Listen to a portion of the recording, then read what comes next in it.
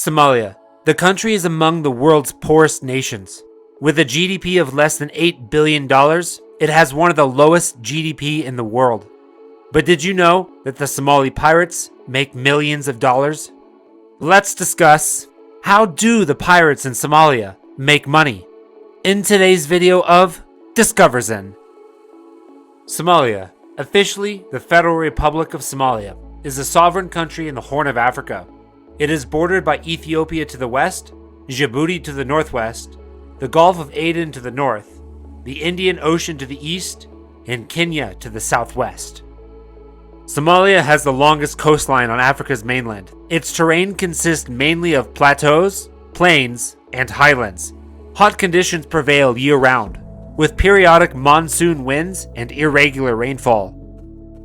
Somalia has an estimated population of around 15 million and has been described as Africa's most culturally homogeneous country.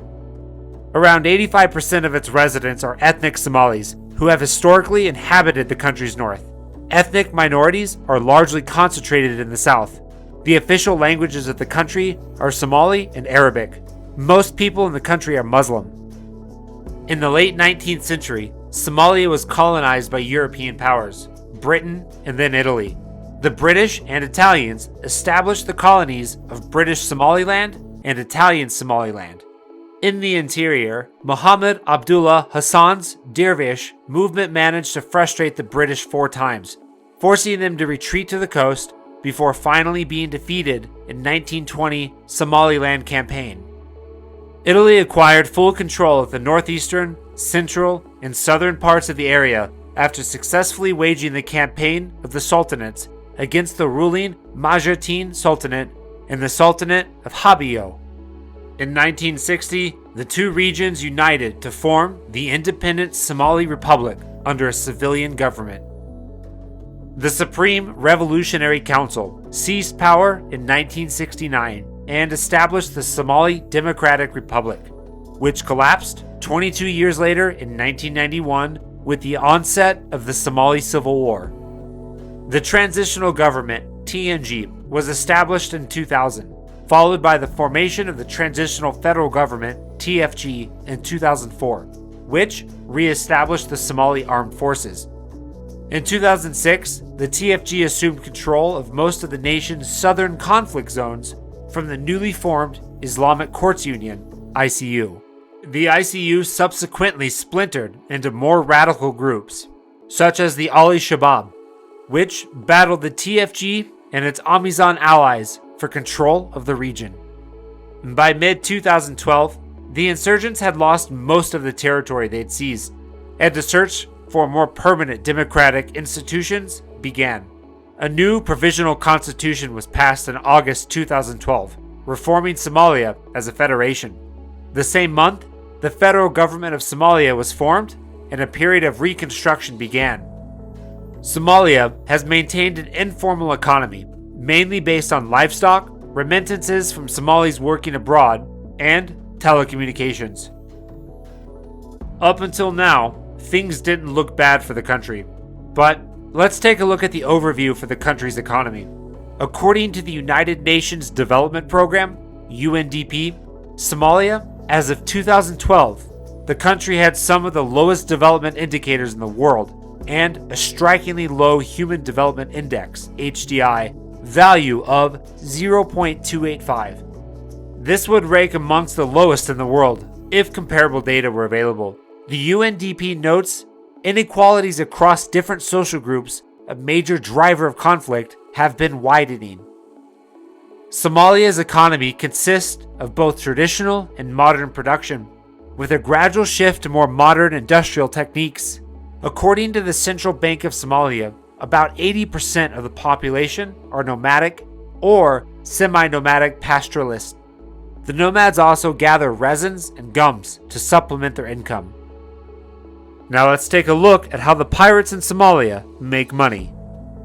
The authors of Pirate Trails interviewed former pirates, government officials, bankers, and counter-piracy experts. Their estimates that the owners of 179 ships hijacked between 2005 and 2012 paid out ransoms totaling between $339 million at $413 million, or an average payment per vessel of around 2.3 million US dollars. But the pirate foot soldiers, the men with the guns who illegally take to the seas to hunt down ships, earned only $30,000 to $75,000 each, with the first to board a targeted vessel winning a $10,000 bonus. It turns out that some of the pirate attacks were shoestring operations, while others, well equipped with weapons, boats, satellite phones, and GPS locators, cost tens of thousands of dollars to launch. Much of the takings of individual pirates were whittled away on a mild narcotic known as cat, and the food that is provided on credit during long months of negotiation where the pirates are expected to guard the vessels and the crew, meaning their takeaway was frequently even lower. It was also quickly frittered away on imported SUVs, alcohol, and more cat. Pirates themselves benefited very little, often earning less than 0.1% of the ransom. Instead, kingpins at the head of a criminal network with connections across the Horn of Africa and the Gulf were the real beneficiaries of Somali piracy. The bosses took up to 75% of the ransom for themselves, often reinvesting it in a range of criminal activities. Pirate money was laundered through the lucrative and loosely monitored trade in cat, which is grown in Kenya and Ethiopia and chewed by Somalis in Somalia and abroad, as well as through real estate investments. The ransom cash was also used to fund human trafficking, arms trafficking, smuggling operations, militias, reinvestment in more piracy, and even terrorism. Although the Al-Qaeda aligned terror group Al-Shabaab remains publicly opposed to piracy, the report claims some local commanders received a share of pirate earnings as part of a protection racket that permitted pirate gangs to operate in Shabaab territory. Tawfiq Mashudlu of UNODC said, "The vast amounts of money collected by pirates and the fact that they have faced virtually no constraint in moving and using their assets have allowed them not only to thrive, but also to develop their capacities on land." Adding that, these criminal groups and their assets will continue to pose a threat to the stability and security of the Horn of Africa unless long-term structural solutions are implemented to impede their current freedom of movement.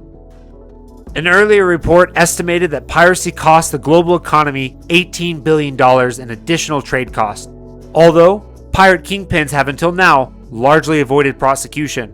There are signs this trend is changing. Last month, one of Somalia's most notorious pirate leaders, Mohammed Abdi Hassan, locally known as Afweni or Big Mouth, was arrested and charged in Belgium after being lured to Brussels. According to International Maritime Bureau, pirate attacks in the Indian Ocean had by October 2012 dropped to a 6-year low. Attempted hijackings fell from 237 in 2011 to 75 the following year. Although there are many issues from pirates in the previous decades, the governments and companies have taken action to stop the pirates, and they are succeeding in their efforts. Now let's see. How does North Korea make money? Well, that sounds like a different topic to investigate on Discover Zen.